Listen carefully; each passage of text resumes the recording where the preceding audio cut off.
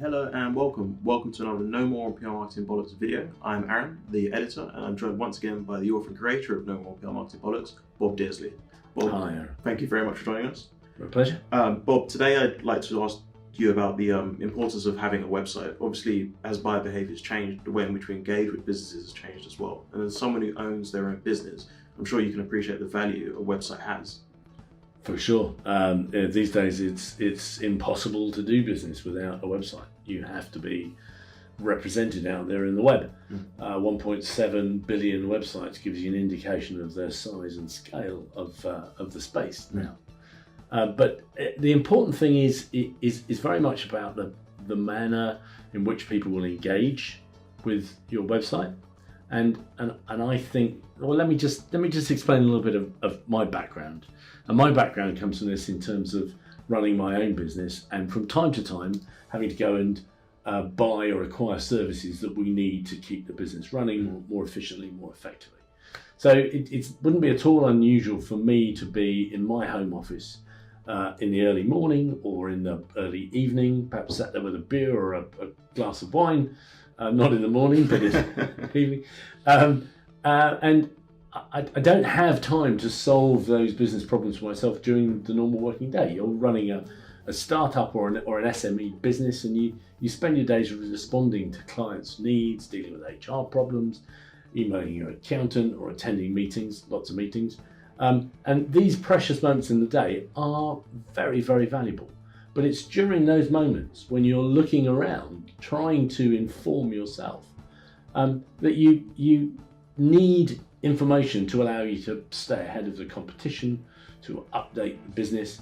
And at that time of day, you can't pick up a phone to a salesperson. And thank goodness they can't pick up the phone to me.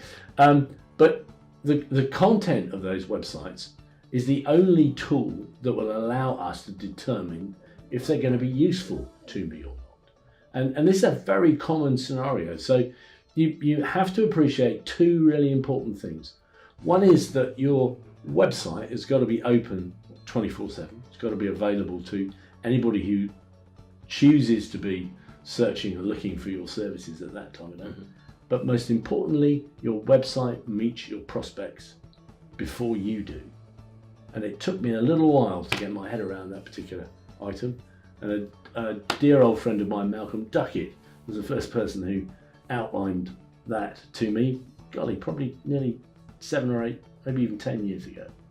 But once you start to appreciate that, then you understand that you have got to actively work on driving people to your website.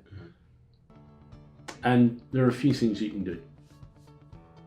So given that the website is effectively, as you say, the nucleus of your activities in today's world, what ways what methods can you use to drive people to your website? Fundamentally, there are half a dozen different ways in which you can do that.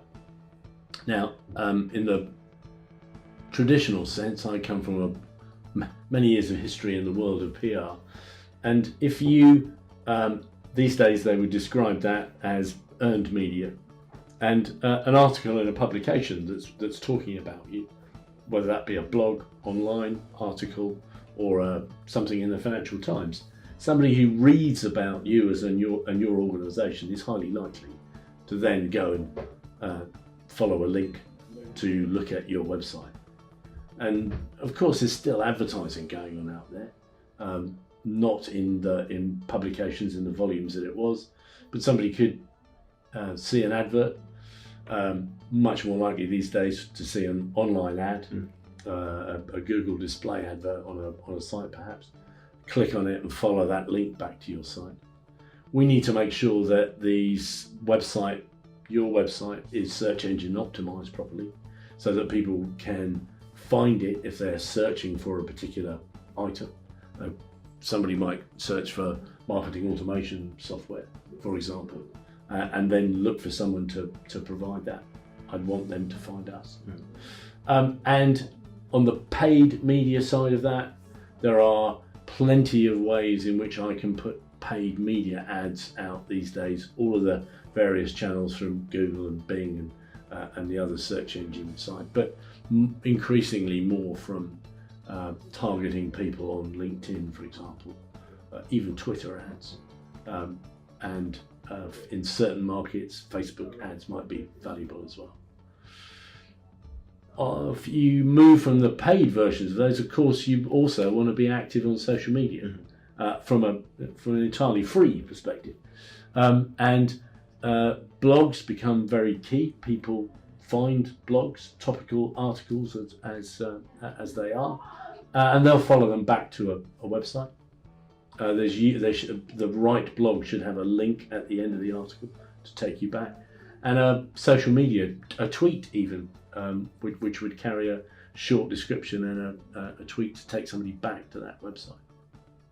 And there's one final one. It's the one that we've that systems have become so well developed now.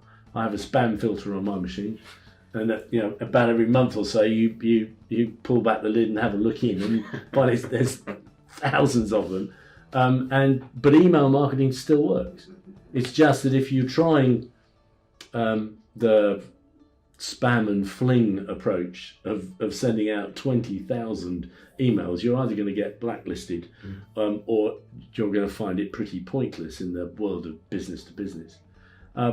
But a targeted individual email to somebody to make them aware of the particular issues that you solve certainly still works, and it certainly works in I've reacted myself to particular requests, but the key important thing there is relevance and personalisation. So if it's to me, not at a dear info address or get the name wrong, but if it's to me and it's relevant to what I'm looking for, certainly, those still work.